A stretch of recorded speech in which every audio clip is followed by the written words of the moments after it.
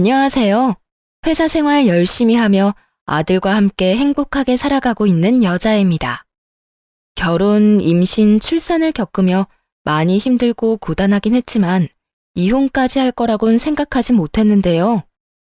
아들을 생각한다고 망설이기만 했는데 아들과 제 삶을 위해서 이혼이 필요하다는 걸 인지한 그 순간 결심했어요.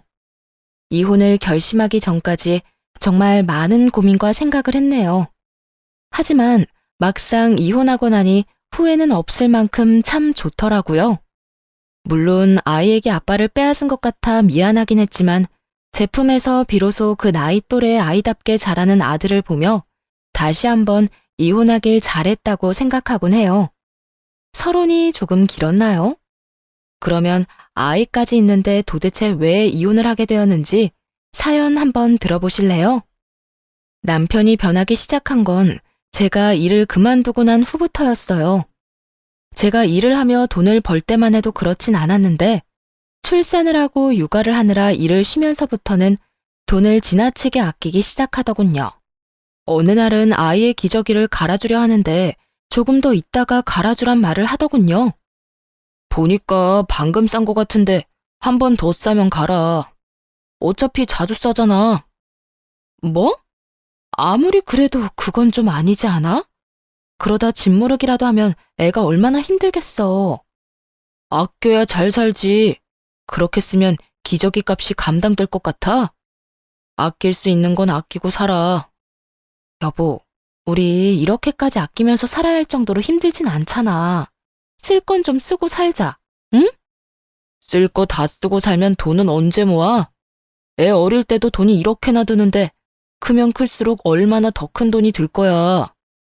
당신 이제 복직은 끝났다고 봐야 할 건데 아낄 수 있는 건 아끼면서 최대한 모으고 살아야 할 거 아니야? 나만 좋자고 이래? 다 우리 가정을 위해서 이러는 거니까 힘들어도 좀만 참아. 이해는 되지 않지만 말이 틀린 말은 아니었죠. 맞벌이를 할 수 있다면 가장 좋겠지만 현실적으로 힘든 부분이기도 했으니까요. 거기에다 아이가 크면 클수록 여러모로 큰 돈이 들 거란 말도 틀리진 않다고 생각했어요.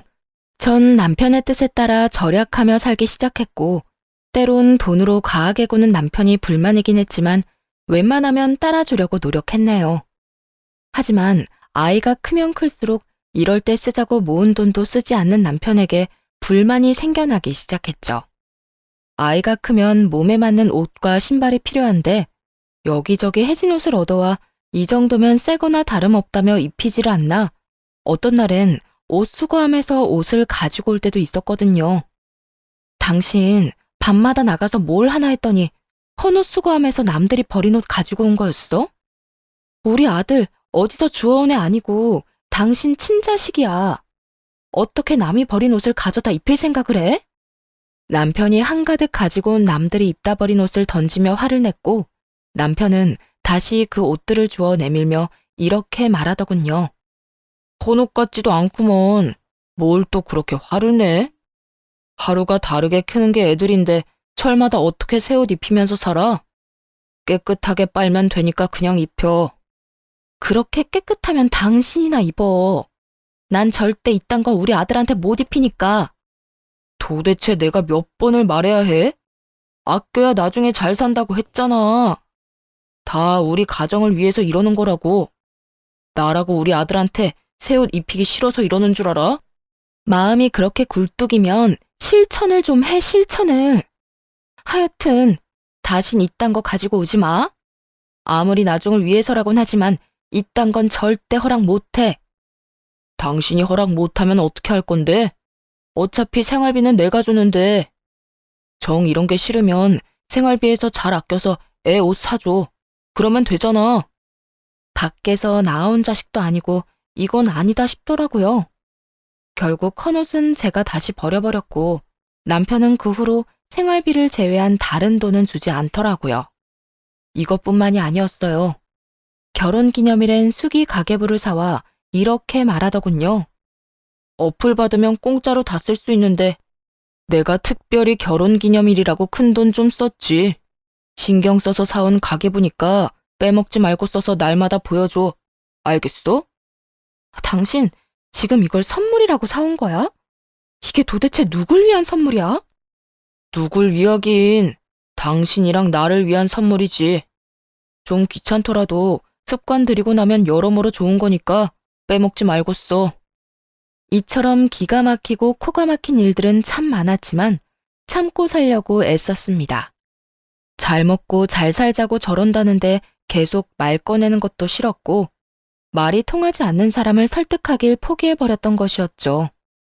무엇보다 저는 능력이 없었고 아이는 너무나도 어린 상태였어요. 그래서 그때는 이혼은 생각도 하지 못했죠. 이 어린아이의 양육권도 보장받지 못할 뿐더러 설사 일이 잘 풀려 제가 양육권을 가지게 된들 혼자 잘 헤쳐나갈 용기가 없더군요. 그런데 결국 참지 못할 일이 생겨났어요. 바로 아이가 아파 병원에 가게 되는 일이 있었을 때인데요. 어느 날 아이가 기침을 심하게 하며 콧물을 흘리더라고요. 저런 증상을 보이고 나면 늘 열이 났던 아이라 바로 병원에 가려고 했고 그런 사실을 한 남편은 또 잔소리를 하기 시작하더군요. 병원 가게? 고작 기침 좀 하고 콧물 좀 난다고? 얼굴을 보지 않아도 남편의 표정이 머릿속에 그려지더라고요. 이미 삐딱선을 탄 남편의 말에 저 역시 말이 곱게 나가지 않았죠. 다른 것도 아닌 아이가 아픈 문제였으니까요. 고작이라니? 당신은 잘 모르나 본데 이러고 나면 꼭 열난단 말이야. 일찍 가서 약 먹이는 게 나아. 애도 고생 덜하고 돈도 덜 들고 말이야. 그건 당신 생각 아니야? 내가 보기엔 그냥 두면 자연스레 괜찮아질 것 같은데 뭘. 애들이야 다 아프면서 크는 거지. 유난 떨지 말고 따뜻한 물이나 먹여. 그러면 다 나아. 고작 몇천 원이 아까워 졌단 말이나 해대는데 화가 나더라고요. 다른 건 몰라도 이것만큼은 참을 수가 없었어요. 제발 적당히 좀 해. 이게 가정을 위해 돈을 아끼는 거라고 생각해? 어디가 가정을 위하는 건데? 이 모든 게 우리를 위해서 이러는 거잖아. 내가 괜히 이러겠어? 우리를 위해서? 우리를 위하는 거라고 생각해? 애 제대로 된 옷 한 벌 못 입히는 게? 애가 아픈데 병원도 못 가게 하는 게? 먹고 싶다는 것도 제대로 못 먹이고 남들 다 아는 나들이 한번 안 나가는 게? 도대체 뭐가 우리를 위하는 거냐고. 그렇게 해서 우리 아낀 돈이 얼마인 줄이나 알아? 하여튼 집에서 살림만 하니까 뭘 몰라 저런 말을 하는 거지. 그 돈이 얼마나 되는지 나한테 알려준 적이나 있어? 그리고 난 그 돈 궁금하지도 않아. 그 돈이 얼마든 간에 나랑 우리 아들은 지금 불행해. 이렇게 사는 거 불행하고 지긋지긋하다고. 나라고 좋아서 이렇게 사는 것 같아? 내가 번 돈 나도 내 마음대로 못 쓰면서 사는 삶이 나도 달갑진 않다고. 그래도 당신이랑 우리 아들을 위해서 이러는 건데 당신까지 꼭 이렇게 예민하게 굴어야겠어? 예민? 지나가는 사람 붙잡고 물어봐. 내가 예민하게 구는 건지 당신이 지나치게 구는 건지. 애가 아프다는데 아프면서 크는 거라고? 따뜻한 물 먹이면 다 낫는다고? 당신한테 같이 유난 떨어달라는 뜻도 아니야. 그저 아플 땐 병원에 데리고 가고 애가 먹고 싶다는 게 있으면 다는 아니더라도 3번 중 1번이라도 사주면서 살자는 거야. 그게 예민하게 구는 거냐고. 아니, 다 가정을 위해서 그런다는 걸 이해를 못해? 여러분은 이해가 되시나요? 다른 건 몰라도 애가 아픈데 병원비를 아끼려고 드는 남편의 행동이 말이에요. 뭐든 결론은 가정을 위한다고 했지만 이게 정말 가정을 위하는 것은 과연 맞는 것인지 모르겠더군요. 그 가정을 위한다는 말 좀 그만해. 이젠 그 말만 들어도 몸서리가 쳐진다고. 우리 아들 거지만도 못하게 키울 생각 없으니까 당신이나 그렇게 살아. 아파 죽어도 따뜻한 물 한 잔이면 다 낫겠지 하고 살란 말이야. 이 사람이 진짜? 괜한 돈 낭비하지 말고 그냥 집에서 쉬게 하라니까. 당신이나 그렇게 살라고 했지? 지금 병원 못 가게 하면 당신이랑 이혼할 거니까 그런 줄 알아. 지금 이혼하잖아? 당신 나한테 위자료 엄청 줘야 할 거니까 그 돈 아끼려면 조용하고 병원 가게 내버려 둬. 알겠어? 이혼보다 위자료가 무서웠던 남편은 더는 아무 말도 하지 않더라고요. 그렇게 아이를 데리고 병원에 갔고 목이 이미 많이 부은 상태라 아이가 많이 힘들었을 거라 하더군요. 그 이야기를 듣는데 스스로가 참 원망스러웠어요. 진작 좀 데리고 올 걸. 조금만 더 신경 써서 볼 걸. 그날 아이를 안고 참 많이도 울었네요. 그날 이후 마음을 다잡고 조금씩 변하기로 결심했어요. 남편이 뭐라고 하든 먹는 것, 아픈 것에는 돈을 아끼지 않기로요. 남편의 반발은 심했지만 잘 먹는 아이를 보면 그 정도야 한 귀로 듣고 한 귀로 흘리는 것이 가능했습니다. 여기까지만 했다면 아마도 가정을 지키는 선에서 제 방법대로 대응하며 살았을 거예요. 하지만 무엇보다 화가 나는 것은 따로 있었네요. 이혼까지 결심하게 된 원인이기도 하고 말이에요. 그건 바로 가정에선 돈을 그렇게 아끼는 남편놈이 시댁에는 돈을 전혀 아끼지 않는다는 것이었어요. 특히 시모에겐 돈을 어찌나 잘 쓰는지 아들에겐 그렇게 아끼던 놈이 시모에겐 계절마다 옷을 사주고 있었습니다. 그것만 해도 열불이 터지는데 도저히 참을 수 없는 일이 일어나고야 말았죠. 날이 쌀쌀해지자 시모는 밍크코트 타령을 해대기 시작했고 어느 날은 시댁에 갔더니 떡하니 시모가 밍크코트를 입고 있더라고요. 그냥 보아도 저렴한 라인이 아닌 꽤 비싼 값을 치렀을 법한 밍크코트 말이에요. 어머님, 그 밍크코트 결국 사신 거예요? 엄청 비싸 보이는데. 그럼 우리 아들이 사줬지. 난 이렇게까지 비싼 건 필요 없다고 했는데 우리 아들이 기왕 살 거 좋은 거 사라고 해서 하는 수 없이 매장에서 제일 비싼 걸로 샀어. 이걸 남편이 사줬다고요? 그래. 나한테 아들이 네 남편 말고 또 있니? 어때? 예쁘니? 따뜻하기도 얼마나 따뜻한지. 이거 입고 있으면 따로 보일러 틀 필요가 없다니까. 역시 우리 아들이 최고야. 넌 좋겠다. 이런 남편도 있고 말이야. 시모는 눈치도 없이 자랑을 하기 시작했고 저의 분노는 폭발 직전이 되었습니다. 하나뿐인 제 아들은 제대로 된 겨울 점퍼가 없어서 다 해진 것을 입히고 다니니까 그걸 보다 못한 친정에서 애 옷을 사다 주는 지경이었는데 말이에요. 애 아빠라는 놈은 시모에게 저렇게 비싼 밍크코트나 사주고 있었으니 아무래도 화가 나지 않으면 그게 이상하지 않겠어요? 그쯤 되자 우리가 잘 먹고 잘 살자고 아끼고 산 것이 아니라 시모에게 잘하기 위해 거지같이 살았단 생각밖엔 들지 않았어요. 바로 집으로 돌아와 남편에게 따지기 시작했고 남편의 반응은 더욱 저를 화나게 만들더군요. 당신 어머님 밍크코트 사줬다며? 그것도 매장에서 제일 비싼 옷으로. 당신이 제정신이야? 어떻게 그렇게 큰 돈을 쓰면서 나한테 말도 안 해? 내가 내 돈으로 우리 엄마한테 옷도 못 사줘. 그리고 이왕 사는 거 좋은 거 사면 오래 입고 좋잖아. 싼 게 비지떡이란 말도 몰라? 웃기더군요. 어쩌다 아들 옷 하나 사줄 때는 할인하는 것도 아니고 원가가 저렴한 것 중에서도 가장 저렴한 한 번 빨고 나면 입지도 못할 그런 옷을 사주면서 시모 옷은 저딴 기준에서 고르고 골라 사줬다고 하니 말이에요. 저만 점점 더 화가 오르고 있었고 그에 비해 남편은 평온 그 자체였죠. 그걸 그렇게 잘 아는 사람이 애 옷 살 땐 제일 저렴한 걸로 고르고 골라서 사주냐? 에이, 엄마랑 우리 아들이랑 비교하면 안 되지. 우리 아들이야 앞으로 살면서 더 좋은 거, 더 비싼 거 걸치면서 살겠지만 우리 엄마는 아니잖아. 언제 돌아가실지도 모르는데 살아계실 때 좋은 거 해드려야지. 차별도 적당히 해야 넘어가지. 애는 아파도 병원도 못 가게 하고 거지꼴로 살게 하면서 어머님께는 밍크코트? 이게 말이 된다고 생각해? 당신이 생각해도 당신 행동이 심하다고 생각 안 해? 그리고 그런 논리면 우리 친정에도 밍크코트 정도는 사줘야겠네. 어머님이나 우리 엄마나 나이는 비슷하잖아. 언제 어떻게 될지 모르는 건 매한가지인데 나도 우리 엄마 밍크코트 한 번은 입혀줘야겠네.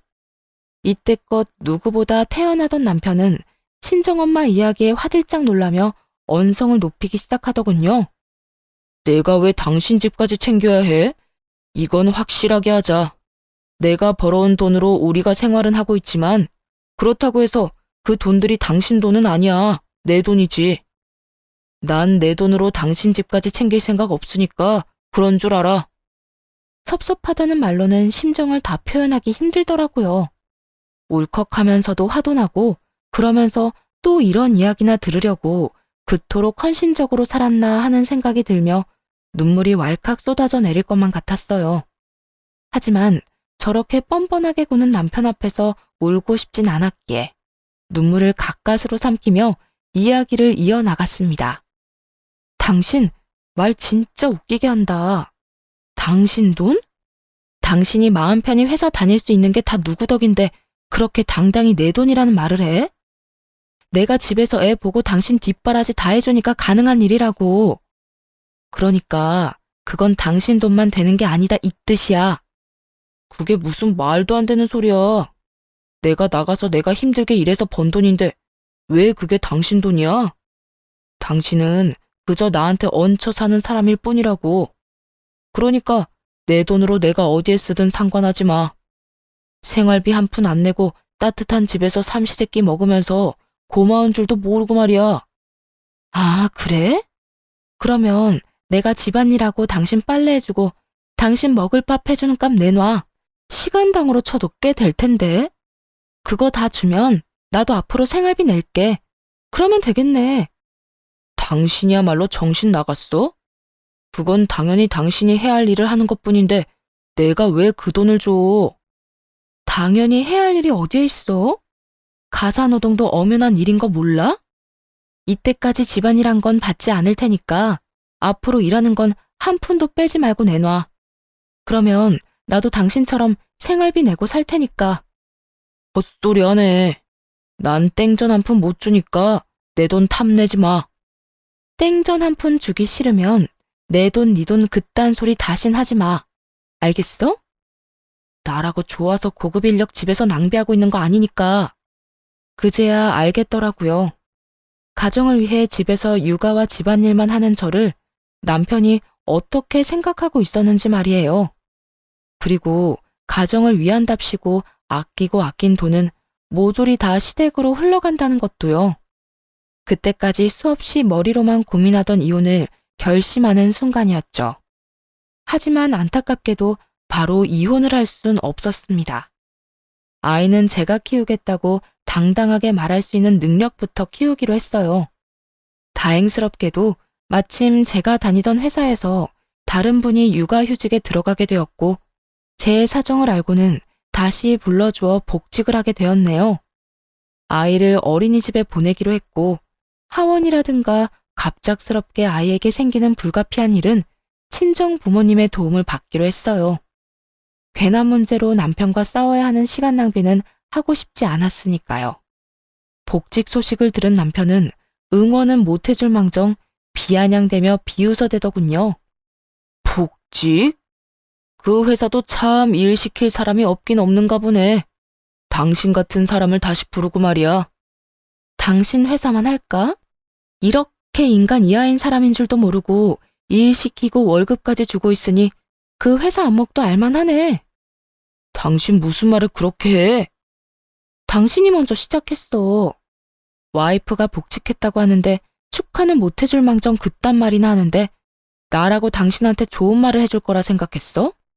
당신 말은 틀렸어도 내 말은 틀린 말은 아니잖아. 몇 년 동안 집구석에서 살림이나 하고 애나 키우던 여자가 복직한다고 해서 맡은 일이나 제대로 처리할 수 있을 것 같아? 그거야 두고 보면 알겠지. 내가 일을 잘해서 회사에 둘도 없는 인재가 될지 누가 알아? 착각은 자유라고 해도 그 정도면 심하다고 생각 안 해? 하긴 직접 부딪혀봐야 알지. 아마 일주일도 안 돼서 나한테 생활비 받았을 때가 좋았다고 생각할 거다. 그때까지 일 그만둔다고 다시 생활비 좀 달라고 매달리지나 마. 당신은 잘 모르나 봐. 당신 웬만한 진상 상사보다 훨씬 더 심한 진상이라는 거. 내가 당신도 버티고 살았는데 그까짓 회사 생활이 힘들다고 도망칠 것 같아? 뭐라고? 너 진짜 아까부터 말이 심한 거 아니야? 남편한테 진상이 뭐야, 진상이? 가만히 있는 사람 먼저 건드렸을 땐 이 정도는 각오했어야 하는 거 아니야? 그리고 당신 진상 맞잖아. 진상 보고 진상이라고 하는데 무슨 문제라도 있어? 당신 계속 진상 그러는데 내가 무슨 진상이야? 집에서는 세상 둘도 없는 짠돌이라서 애 옷 한 벌, 병원비도 아끼는 사람이 자기 집에는 재벌집 상속자처럼 돈 써대면 그걸 진상이라고 하는 거야. 정작 아끼는 게 없어야 할 가정에서 아낀 돈으로 효자짓이나 하고 다니는 걸 다른 말로 표현할 게 있다고 생각해? 아, 그리고 애 키우고 집안일 하는 건 하찮게 여기면서 네 돈 내 돈 하는 것도 진상 중에 완전 진상이지. 웬만하면 말다툼을 하며 시간 낭비를 하고 싶지 않아 피해왔는데 그날만큼은 지금껏 하고 싶던 말들을 다 쏟아냈네요. 이런 반응의 남편은 많이 당황한 모양이더라고요. 평소에 제 모습과는 달라도 완전 다른 모습이었으니까요. 그리고 이런 말들이 전곡을 찌르기도 한 모양이었어요. 가만히 노려보던 남편은 말을 돌리며 다시 비아냥대기 시작했죠. 그래, 여자하고 말싸움 해봤자 남자만 손해지. 앞으로 두고 볼게. 언제 잘리게 될지 말이야. 그리고 나한테 언제 생활비 타령을 할지 지켜보는 재미가 있겠네. 혼자 헛된 기대 마음껏 해. 난 당신 기대처럼 잘릴 생각 절대 없으니까 말이야. 오히려 당신보다 더 인정받고 당신보다 더 많이 벌고야 말 거니까 두고 봐. 처음엔 남편의 이런 반응이 화가 났는데 시간이 조금 지나니 오히려 고맙더라고요. 남편 덕에 도끼를 제대로 충전했으니까요. 일을 하며 남편의 도움을 받기 싫었기에 혼자 아들을 돌보는 것은 물론 집안일도 신경 쓰며 바쁘게 살았네요. 그렇게 3년이 지났어요. 일만 시작하면 당장이라도 이혼하고 아들을 데리고 나와 잘 살 수 있을 거라 생각했는데 현실은 그리 녹록지 않더라고요. 우선 전셋집이라도 마련할 돈을 모아야 했고 회사 내에서도 입지를 다질 필요가 있었죠. 3년이란 시간 동안 남편은 점점 더 뻔뻔해졌지만 당장이라도 이혼하고 싶었던 마음은 점점 진정되더라고요. 돈을 벌기 시작하니 부딪히는 부분이 없어지기도 했고 그동안 각자의 삶을 살다 보니 그랬던 것 같아요. 이대로라면 아들의 아빠 자리는 지키고 있게 해주려고 했는데 그것마저도 남편 스스로 걷어차는 일이 일어나고야 말았습니다. 그날도 다른 날과 마찬가지로 아이를 유치원에 맡기고 출근을 했던 날이었어요. 그날따라 정신이 없이 일을 하고 있는데 선생님께 전화가 오더라고요. 어머님, 혹시 바쁘실까요? 왜 그러세요? 애한테 무슨 일 있나요? 그게 오늘 비가 와서 야외 활동 대신 원에서 체육 활동을 하다가 친구가 넘어지면서 준이를 밀었나 봐요. 준이가 같이 넘어지면서 책상에 찍혔는데 눈 위가 찢어졌어요. 지금 병원으로 데리고 가려고 하는데 혹시 따로 원하시는 병원이 있으실까요? 찢어졌다고요? 아니, 얼마나요? 심하게 다쳤어요? 원하는 병원은 따로 없긴 한데 일단 가까운 곳 중에 가장 큰 병원으로 가주세요. 아, 준이 사진도 좀 보내주시고요. 병원 정해지면 따로 문자도 좀 주세요. 진정이 되지 않더라고요. 사진 속 아이는 피를 흘리며 울고 있었고 이미 저도 함께 울고 있었네요. 그래도 애아빠라고 그런 순간이 되자 남편이 생각나더라고요. 바로 아이의 사진을 보내고 전화를 걸었어요. 여보, 사진 봤어? 준이 유치원에서 다쳤대. 봤는데 어쩌다 이렇게 된 거야? 친구가 넘어지면서 밀었다나 봐. 그 바람에 책상에 잘못 찍히는 바람에 눈 위가 찢어졌대. 지금 병원 가보려고 하는데 나 놀라기도 많이 놀라고 큰일이라도 날까봐 무서워. 당신도 같이 좀 가주면 안 돼? 지금 많이 바빠? 무섭기는 뭐가 무서워. 눈가 좀 찢어진 거 가지고. 난 지금 바빠서 못 가니까 혼자 얼른 가봐. 그리고 병원비는 상대방 애 부모한테 달라고 해. 알겠어? 괜히 괜찮다, 애들끼리 그럴 수도 있다 그딴 말 하지도 말고 최대한 화 많이 난 척하면서 병원비 제대로 받아내란 말이야. 당신은 우리 애가 다쳤다는데 할 말이 그거밖에 없어? 그러면 이거보다 중요한 말이 있어? 이미 다친 건 다친 거고 병원비라도 받아내야 할 거 아니야. 하여튼 난 못 가니까 가서 알아서 해결해. 아니다. 그냥 그 부모 연락처 나한테 보내. 내가 알아서 할 테니까. 화를 내고 있을 시간도 없었어요. 전화를 끊고 곧바로 병원으로 향했고 급한 치료를 끝낸 아이와 집으로 돌아왔네요. 그렇게 집에서 놀란 아이를 진정시키고 재우고 나오니 남편이 시모를 부축하며 집으로 들어오더군요. 육안으로 보기엔 다친 곳이 없어 보이긴 했지만 아이가 크게 다친 것을 보고 난 후라 덜컥 겁이 나더라고요. 부축을 받아야 할 정도로 시모도 크게 다친 것은 아닌가 싶었죠. 그런데 그건 저만의 걱정일 뿐이었습니다. 시모를 소파에 앉히고 남편의 입에서 기가 막히는 말이 흘러나왔으니까요. 당신 멀뚱히 서 있지 말고 죽 좀 만들어. 집에 전복 있나? 없으면 사와서 전복죽 좀 해. 전복죽? 그래, 전복죽. 무슨 며느리가 시어머니한테 그렇게 관심이 없어? 우리 엄마 감기 걸린 것도 몰랐지? 감기 걸려서 제대로 먹지도 못하고 있다길래 내가 오늘 모시고 병원 다녀오는 길이야. 워낙 먹은 게 없어서 기운 없다시길래 우리 집으로 모시고 온 거니까 한동안 당신이 좀 챙겨드려. 남편의 바쁜 일은 살이 찢어져서 피를 흘리는 아이가 아닌 감기에 걸린 시모를 내과에 모시고 가는 것이었더라고요.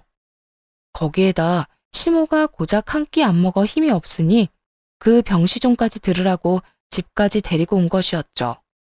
다른 건 몰라도 아이의 아빠 노릇이라도 제대로 하길 바랬는데 그거조차 할 생각이 없다는 걸 깨달은 순간 이젠 이혼해야겠다는 생각이 들었습니다. 더는 이런 인간에게 내 소중한 아이의 아빠 자리에 앉아있게 할 순 없었어요. 시모가 있든 말든 상관도 없었죠. 그 자리에서 바로 남편에게 이혼을 통보했네요. 우리 이혼하자. 더는 당신 같은 사람이 내 아들 아빠로 있는 꼴 보고 싶지도 않다. 뭐? 이혼은 무슨 이혼이야. 전복죽 끓이라고 한 게 이혼 사유나 된다고 생각해? 당신은 고작 내가 전복죽 하나 때문에 이혼 이야기를 꺼낸다고 생각하는 거야? 조금만 생각해봐도 충분히 이혼 사유를 알 수 있을 텐데 생각이 그렇게나 없어? 생각을 해봐도 이혼할 만한 이유가 없어서 이러는 거야. 도대체 갑자기 이혼하자는 이유가 뭔데? 그것도 우리 엄마도 있는 자리에서. 당신이 이따위니까 내가 이혼하자고 하는 거야. 오늘도 그래. 당신은 우리 애보다 당신 엄마가 더 중요하잖아. 부모님 아프면 병원 정도는 모셔다 드릴 수도 있지. 그런데 오늘은 우리 애도 많이 다쳤잖아. 내가 많이 놀라고 겁난다는 이야기까지 했는데 당신 뭐라고 그랬어? 바쁜 일 있다고 병원비나 제대로 받아내라고? 그게 아빠가 할 말이야? 적어도 많이 다쳤냐, 애가 많이 놀라진 않았냐고 물었어야지. 지금 들어와서는 뭐가 틀린 줄 알아? 애 이야기는 한마디도 안 하고 전복죽? 전복죽 같은 소리 한다. 집구석에 전복 한 마리라도 사다 주고 그딴 말을 해. 내 말이 틀렸어? 병원비는 다 받아내야 할 거 아니야. 잘잘못은 따져서 손해는 안 봐야지. 그리고 내가 그까짓 병원 좀 안 가서 애가 어떻게 됐어? 그런 것도 아니잖아. 당신 화난 거 알겠으니까 이혼 같은 헛소리 하지 말고 얼른 죽이나 끓여. 이혼하려면 변호사 선임도 해야 하고 돈이 얼마나 드는데 이혼은 무슨 이혼이야? 돈 좀 번다고 돈 무서운 줄 몰라. 안 되겠어. 앞으로 당신 월급도 나한테 다 내놔. 내가 관리할 테니까. 헛소리나 계속해대는 남편이나 그런 남편의 말이 하나 틀린 것이 없다는 듯 고개를 끄덕이는 시모나 어느 하나 멀쩡한 사람이 없어 보이더군요. 그렇게 정신을 못 차려준 덕분에 이혼에 대한 제 의지는 더욱 확고해지긴 했지만요. 이런 상황에서도 변호사 비용이나 따지고 있으니까 내가 이혼하자고 하는 거야. 그리고 당신이 나랑 내 아들한테 어떻게 했는지 다 잊었어? 가정에서는 돈 한 푼이 아까운 인간이 시댁 일이라면 그게 얼마든 턱턱 쓰는 꼴도 참았더니 이젠 애가 저렇게 크게 다쳤는데 고작 감기 때문에 애랑 나를 버린다고? 난 더는 그딴 꼴 보고 싶지도 않고 참을 수도 없으니 이혼해. 이혼에 대한 의지가 확고해 보였는지 남편을 대신해 시모가 제 발목을 잡고 늘어지더라고요. 바로 아들을 빌미로 삼으면서 말이죠. 그래? 그렇게 못 참겠으면 이혼해야지. 단, 이혼하게 되면 우리 집 장소는 다시 볼 생각도 하지 말거라. 네가 낳았어도 엄연히 우리 집 씨앗이니 이혼할 땐 우리 장손하고 연도 끊고 나가란 말이야. 장손이요? 언제부터 어머님이 그렇게 장손을 중히 여겼는지는 모르겠지만 그렇게 중요한 장손이면 남이 입다 버린 옷이나 입고 다닐 때 옷이나 한 벌 사주지 그랬어요. 아니, 애가 고기 먹고 싶다고 노래를 부를 때 소고기라도 좀 사줬더라면 어머님이 지금 하는 그 장손 타령이 제 마음에 좀 와닿기라도 했을 텐데요. 따뜻한 집에서 잘 먹고 잘 살았으면 됐지. 이제 와서 불만이 뭐가 그렇게 많은지 모르겠구나. 내 아들이 고생해서 번 돈으로 부족함 없이 잘 살았잖아. 방금 내가 한 말 못 들었어요? 부족함 없이 산 건 우리가 아니라 어머님이랑 시댁 식구들이겠죠. 워낙 생각이라곤 없는 아들이 시댁 일이라면 와이프도 아들도 나 몰라라 하고 돈이란 돈은 다 써댔으니까요. 더는 두 사람이랑 하고 싶은 이야기도 없어요. 그러니까 장손 타령 그만하고 아들한테 이혼이나 빨리 하라고 설득이나 잘 해주세요. 이혼하라니까. 누가 이혼하지 말라고 그랬니? 다만 이혼은 하되 내 장소는 두고 가란 이 말이야. 남편도 그렇게 말귀를 못 알아먹어 사람 속을 뒤집어 놓더니 시모 역시 다를 바가 없더라고요. 그런 것도 유전이 되는 것인지 답답하기 짝이 없는 순간이었죠. 어떻게 말해도 알아듣지 못하는 시모를 똑바로 보고 한 글자 한 글자 천천히 집어주며 말해주었네요. 어머님이야말로 잘 들으세요. 그 집 구석 장손 아니고 내 아들이에요. 내가 낳고 나 혼자 키운 내 아들이라고요. 그러니까 내 아들한테 침 흘릴 생각 하지도 마세요. 뭐야? 너 끝까지 이렇게 나올 거니? 이렇게까지 행동하게 만든 게 그쪽들이에요.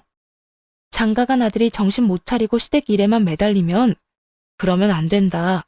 애나 와이프 좀 챙기라고 한마디 하지는 못할 망정 밍크코트나 사달라고 하고 손주가 피가 철철 난다는데 감기 때문에 병원에나 가자고 하고 해달라고 조르는 엄마나 좋다고 가서 돈 쓰는 가정 버리는 아들이나 제정신 아닌 건 매한가지라고 생각 안 하세요? 듣고만 있기 거북했는지 남편이 화를 내며 나서더라고요. 입장을 바꿔 제가 남편의 입장이었다면 입이 10개라도 할 말이 없을 것 같은데 말이죠. 그 상황에서도 말이 많은 것을 보니 양심은 밍크코트를 살 때 돈과 함께 주고 왔나 싶었네요. 제정신이 아니야? 누가 할 말을 누가 하는 거야 지금? 당신이야말로 지금 제정신이 맞긴 해? 어떻게 우리 엄마한테 눈 똑바로 뜨고 그딴 말을 해? 얼른 사과해. 잘못했다고 싹싹 빌란 말이야. 내 말 못 들었어? 이혼하자고 했잖아. 이혼할 마당에 내가 예의 차리고 말까지 가려가며 해야겠어? 저기 저 소파에 앉아있는 사람은 당신한테나 엄마일 뿐이지 나한텐 이젠 옆집 아줌마만도 못한 보기 싫은 사람일 뿐이야. 그건 당신도 마찬가지고. 당신 진짜 끝까지 해보자 이거야? 그러니까 당신도 이혼이나 잘 준비해. 난 우리 아들 당신 같은 인간 손에서 크게 할 생각 없으니까. 끝까지 반성이란 모르는 남편이 순순히 이혼해 줄 리가 없었고 결국 소송까지 하게 되었네요. 소송을 준비하며 미리 전셋집도 구해두었고 아이를 양육하기엔 부족함이 없는 환경을 만들어 놓은 상태였죠. 이런 저와는 달리 남편은 제가 집을 나감과 동시에 집안일엔 신경도 안 쓴 듯 하더라고요. 그렇게 장손 타령을 하던 시모도 집안일을 해주기는커녕 돈만 받아가기 바빴고 말이에요. 양육 환경 면에서도 차이가 크긴 했지만 무엇보다 아이가 저만 원하는 상황이기도 했습니다. 당연한 결과였어요. 남편은 아이가 뭘 좋아하는지, 어떤 음식 알레르기가 있는지조차도 모르는 상태였고, 온 관심은 그저 시댁에만 있었으니까요. 아이에 관해선 무지에 가까운 인간이었거든요. 그 결과 당연히 양육권은 제가 가지고 오게 되었고, 재산 분할 역시 꽤 받게 되었어요. 변호사 선임이라도 했더라면 그 정도는 아니었을 텐데, 남편은 돈이 아깝다며 변호사 선임도 하지 않았고, 혼자 설친 대가를 제대로 치르게 되었던 것이었죠. 재산 분할도 뜻대로 되지 않자 전 남편은 괜한 시비를 걸며 쓸데없이 큰 소리를 치더군요. 내 돈 가지고 가서 어디 얼마나 잘 먹고 잘 사는지 두고 보자.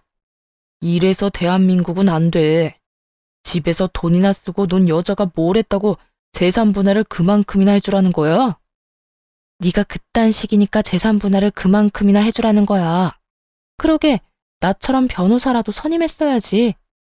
잘한 짓거리는 단 하나도 없으면서 무슨 자신감으로 혼자 덜렁 나와서 소송을 해? 어깨 위에 그건 장식용으로 두지 말고 좀 써. 그러라고 달아놓은 거니까. 이까지 소송 좀 네 뜻대로 다 됐다고 기고만장한가 본데. 너처럼 펑펑 쓰면서 살면 망하는 건 시간 문제니까 내 돈 관리나 잘하면서 살아. 알겠어? 네 돈 관리나 잘하면서 살아. 알겠어? 이제 네 돈 아니고 내 돈이니까 신경 쓰지 마. 앞으론 애 문제 아니면 연락도 하지 말고 살자. 나야말로 바라는 바거든. 사는 게 힘들어도 나한테 다시 돌아올 생각은 하지도 마. 난 이제 너 같은 여자 지긋지긋하니까 말이야. 같은 마음이라니 다행이네. 제발 지긋지긋한 얼굴 보지 말고 살자. 그렇게 이혼을 하게 되었어요. 양육비에 대한 선고도 있었지만 당연히 주지 않더라고요. 받을 기대조차 없기도 했고 아들을 보여달란 말도 없어서 그냥 그 값으로 쳐주려고 했는데요. 이혼하고 2년 정도 뒤부터 애를 핑계로 계속 찾아오기 시작하더군요. 아이가 반기지도 않는데 꾸역꾸역 찾아와 갖은 친한 척은 다 한다 싶더니 어느 날은 전 시모도 함께 찾아왔더군요. 그날은 두 사람 다 짐까지 싸와 아들과 친한 척을 하길래 도대체 무슨 생각으로 저러나 물어보게 되었죠. 이번엔 당신 엄마도 모자라서 짐까지 싸서 들고 왔네? 2년 동안 연락 한 번 없더니 이제 와서 이러는 이유가 뭐야? 이유는 무슨 이유? 그냥 우리 아들이 얼마나 컸나 궁금해서 왔지. 짐은 매번 잠깐씩 보고 가니까 아쉬워서. 이번엔 한 며칠 지내면서 우리 아들이랑 시간 좀 보내려고. 엄마도 마찬가지고 말이야. 애 키울 데도 없던 부성애가 갑자기 생겼다고? 말이 되는 소리래. 우겨볼 셈인 것 같은데 그딴 거 안 통하니까 똑바로 말해. 꼴 보아하니 형편도 어려워진 것 같고 회사도 안 나가는 것 같은데 무슨 목적으로 찾아온 거야? 거짓골을 하고 온 전 남편과 전 시모를 몰아세웠고 전 시모가 추악한 속내를 드러내기 시작했습니다. 그게 사실은 너랑 이혼하고 얼마 안 지나서 우리 아들이 회사를 그만두게 됐지 뭐니. 회사 사정이 안 좋아져서 권고사직을 당하게 됐어. 그나마 퇴직금을 꽤 받아서 그걸로 장사를 시작했는데 하늘도 무심하시지 코로나가 터져버렸지 뭐야. 너도 알지? 코로나 때문에 살아남은 가게가 없다는 거. 그래서 우리 사정이 요즘 좀 많이 좋지 않아.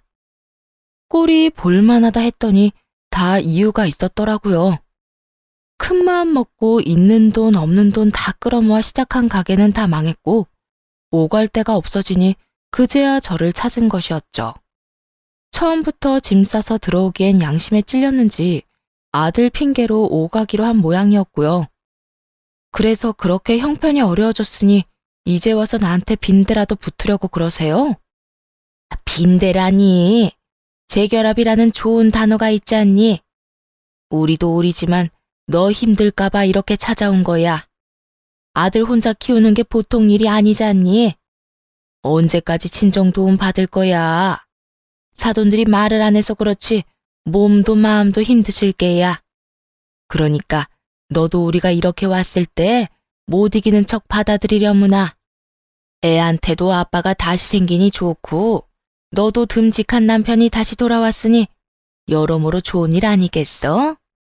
이 모든 개소리를 요약하자면 쫄딱 망의 거지가 된 자신들을 감사한 마음으로 데리고 살아라였네요. 이혼도 한마당에 더는 얼굴 붉히면서 연락도 하고 싶지 않아 양육비 타령 한번 하지 않았더니 저를 만만하게 봐도 보통 만만하게 본 것이 아니더군요. 좋아요? 누가 좋아요? 난 하나도 좋은 게 없는데. 나랑 내 아들은요, 그쪽이랑 그쪽 아들 얼굴 안 보고 사는 게 가장 좋은 일이에요. 그러니까 다신 찾아올 생각도 하지 마세요. 그리고 당신 이때까지 양육비 한 번도 안 준 거 알지? 내가 당신 목소리도 듣기 싫어서 그까짓 양육비 안 받고 안 만나고 살려고 이야기도 안 꺼낸 건데 당신이 이렇게 나오니까 나도 하는 수 없이 그 돈 다 받아내야겠어. 뭐라고? 나한테 그런 돈이 어디 있다고?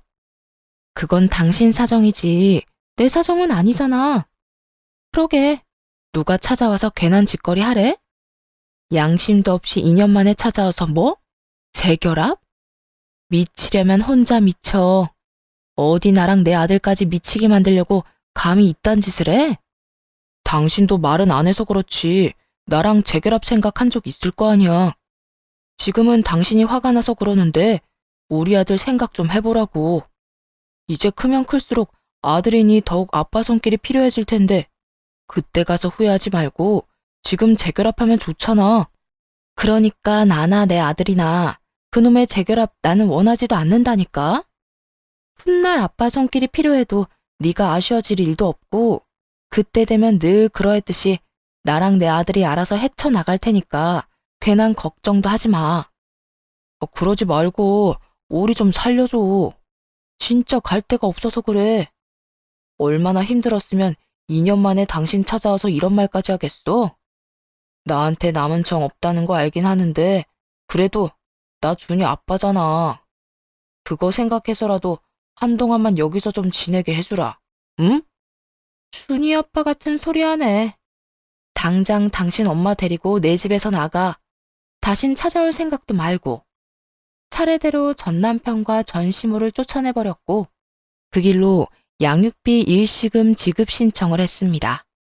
그렇게까지 하면 정신을 좀 차릴 거라 생각했는데 정신줄이 제대로 나가버린 전 남편은 반성은 하지도 않고 또 찾아와 화를 내더라고요. 당신 진짜 이렇게 매정한 사람이었어? 나 힘들다고 했잖아. 돈 없다니까? 그렇지 않아도 땡전 한 푼 없는데 그런 큰 돈을 어디서 마련해? 그러게, 누가 줘야 할 돈 안 주고 쌓아두래? 양육비 한 번 안 주고 찾아와서 그 난동을 피웠을 땐 당연히 이런 결말도 예상했어야지. 당신이 당신 엄마까지 데리고 짐만 싸서 들고 들어오면 내가 하는 수 없이 받아줄 거라 생각했나 본데 난 절대로 그럴 생각이 없어.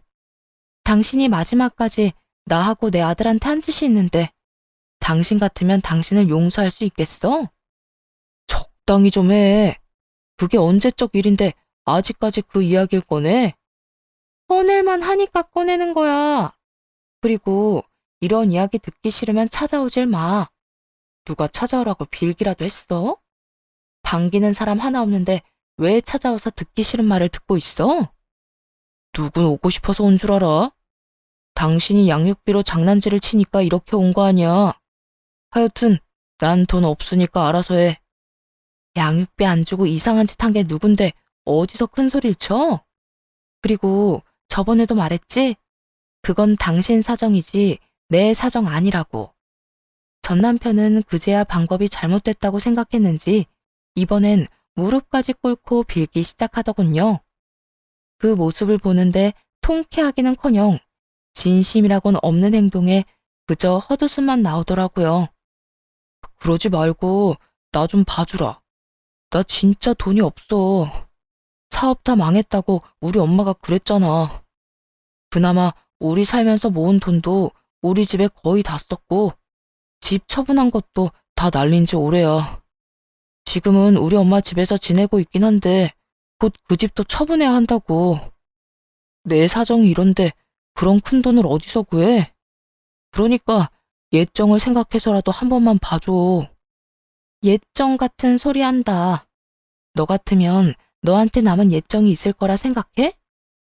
난 그딴 거 전혀 없으니까 더 큰 돈 내놓기 싫으면 다신 찾아오지도 마. 알겠어?